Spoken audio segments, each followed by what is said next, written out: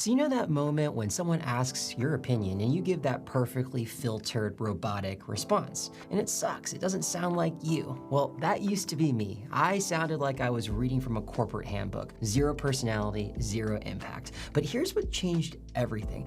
I learned that great speakers, they don't filter more, they actually filter less. So today I'm gonna share 4 games that can train your brain to speak naturally, think faster, and actually connect with people. Now, these transform me from someone who planned every word to someone who actually enjoys speaking off the cuff. Now, I'm Preston, I run the Impromptu Speakers Academy, and these games, they're about to change how you show up in every conversation. Let's start with a game that breaks down the biggest barrier, and this game is called Object Roulette. Object Roulette trains your brain's association muscle. So when you can connect any random object to any topic, you'll never run out of things to say. So here's how it works. You're gonna grab something nearby you, like I've got this water bottle right here. Now start telling any story, and then every 30 seconds, grab a new object nearby you and weave it in without stopping. And the key is to not think about the connection, just trust your brain to find it. So let me demonstrate exactly how this might work. So I was thinking about the concept of leadership yesterday while drinking out of this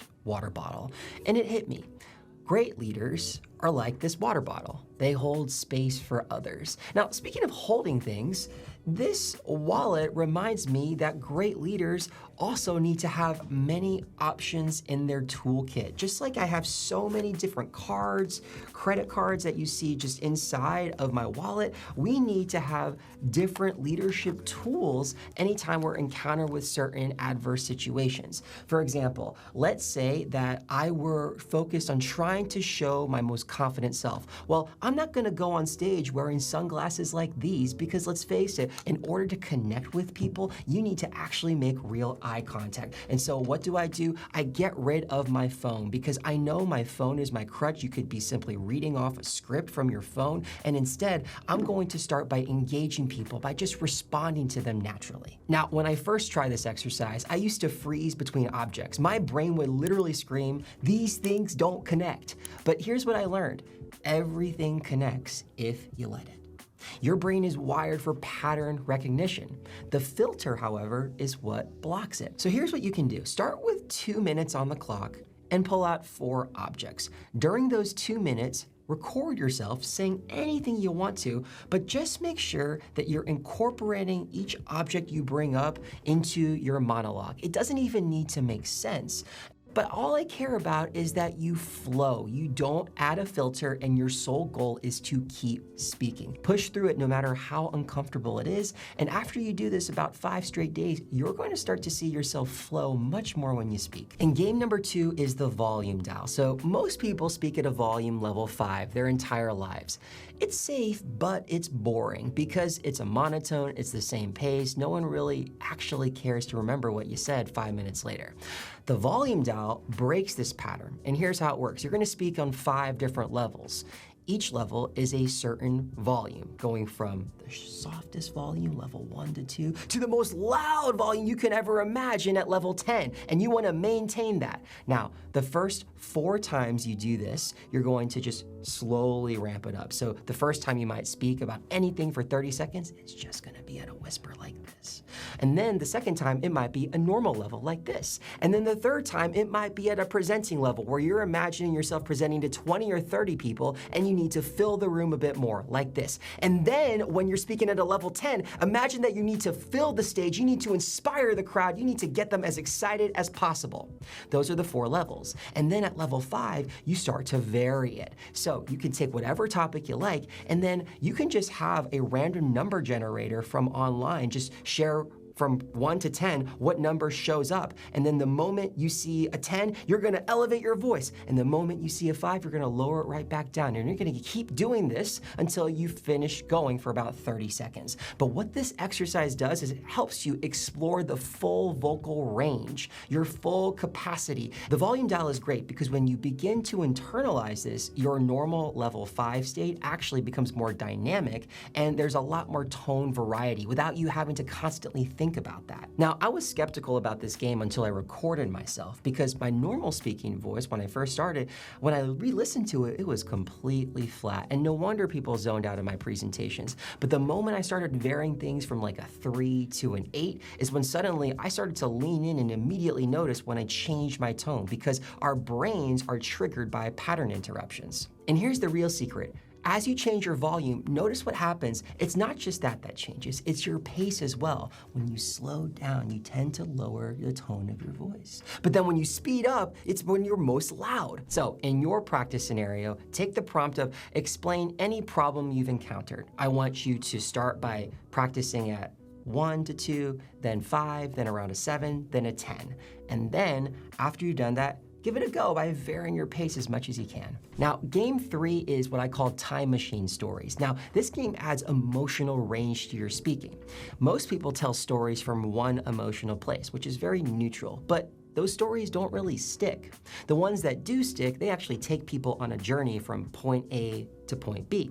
Now, if you feel like you suck at storytelling, don't worry, you can pick a very simple framework to start. It's called the past, present, future. So you'll take any object around you. It could be, for me, this phone right here, and then you're gonna time yourself for about 90 seconds. For the first 30 seconds, you're going to articulate something in the past related to the object. Then you're going to segue to something in the present related to the object. And then you're gonna do the same for the future related to the object. So let me demonstrate on a quick story using past, present, future. And what I want you to notice is how I stay fluid throughout the entire time and how my emotions change. So here we go. In the past, I used to struggle quite a bit with phone addiction. I can recall looking at how much screen time I had, and it would be easily 7 to 8 hours a day, mostly scrolling social media. And I hated that about myself. I wanted to be more productive. I wanted to go out to the gym more. I wanted to be doing my homework much more than I was. But now, when I look back, everything's changed. I am no longer dependent on my phone. In fact, I've developed a system to where I'm only using my phone just under an hour a day, even though I'm reliant on social media to grow my business. Now, you might wonder, why is that the case? Well, I will be sharing exactly the 3 techniques that I learned to not be so dependent on my phone and instead build great habits to focus on myself and my well-being. I want you to take the past, present, and future framework, time yourself for about a minute talking about public speaking. Now, as you go through this, try to use what I call signposts. Signposts are words that you might use at the beginning of a sentence to signal to yourself where in the framework you are. So for example, notice how I started by saying, in the past, I really struggle with my phone addiction. So notice in the past is a signpost that indicates to myself, okay, I'm in the past part of the framework. And then as you notice, after I segued from the past, I said, but now, and now is a key signpost to indicate I'm in the present. And then you might hear me say moving forward, which indicates that I'm now in the future. So if you ever feel like you're getting lost, make sure to rely on those signposts to help you progress along the framework. And the final game is word association lightning. This is where everything comes together. This is a more advanced game that trains your brain how to make sharp points and then back them up smoothly. So here's how it works. Someone's gonna give you a random word, and you immediately need to create a strong point that's under 10 seconds using that word. Then you're going to give yourself 20 to 30 seconds to explain that main point. You're not gonna pause, and you're not gonna plan. You're not gonna bullet out anything. So let me demonstrate. Let's say someone gives me a random word like bridge. So here's how I might demonstrate it. Trust is the bridge between potential and performance. I've seen talented teams fail because they didn't trust each other. In fact, last month, our dev team was stuck. We tried everything. We tried new tools, we tried new processes, consultants. Nothing worked until we had one honest conversation about what we each needed. The bridge of trust, it really unlocked everything. Now, the most important part of this exercise is the constraint, which is no more than 10 seconds. And if you can, keep it to 10 words as your first sentence. That is what forces clarity. And then when you elaborate on that, don't go for more than 30 seconds, because if you do, that enables rambling. Now, there are 2 gotchas to keep in mind. Number 1 is, you might be thinking, but what if my main point doesn't make sense? Well, here's the secret. One is that confidence can sell any point. You need to speak with conviction, which is why the tonality exercises that I demonstrated earlier are so important. And then people will find that wisdom in what you have to say. The second thing that's crucial is to speak in shorter sentences. Our tendency, especially when we answer a question, is to elaborate way too long. But notice, I want your bottom line up front, that main first sentence you say, to be under 10 seconds and ideally under 10 words. That way, you're focused on not saying run-on sentences. It keeps you more concise. So I've given you a few prompts to practice. Try using any of these where you might take a random object like kitchen or mirror or storm, and if you want, you can relate it to a topic like teamwork, self-awareness, or crisis management. But if you don't want to, you can simply just make a point about any of the words on the left, and it doesn't really matter what they are. I just want you to practice being concise as possible. Now, here's what nobody tells you about great speakers. They're not fearless. They just practice being unfiltered.